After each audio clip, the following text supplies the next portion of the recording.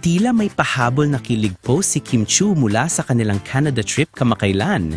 Sa kanyang bagong social media update, makikita si Kim na todo pose habang suot ang kanyang newest bag mula sa House of Little Bunny.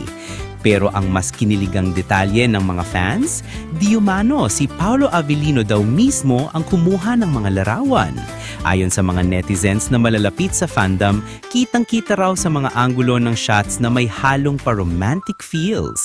Tipong kuha ng isang taong sanay na sanay sa bawat ngiti at galaw ni Kim. Alam mo agad na si Paolo ang kumuha, ang lambing ng shots. Komento ng isang fan.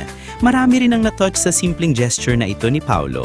Sa dami ng kanilang trabaho at schedules, nakakatuwa raw makita na naglalaan pa rin ng oras si Paolo para suportahan si Kim, kahit sa simpleng bagay gaya ng pagkuha ng larawan. Hindi ito yung tipong staged o pilit. Ramdam ng mga fans na genuine ang moment. Mga simpleng larawan pero punong-puno ng warmth at kilig.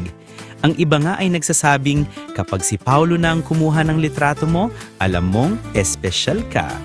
Mukhang kahit tapos na ang kanilang Canada trip, bit-bit pa rin ni Kim at Paolo ang positivity at kilig vibes mula sa kanilang biyahe. At habang patuloy nang nakikita sa mga proyekto, shoots at events, tila mas lalong tumitibay ang kanilang undeniable chemistry on cam 1 o off cam.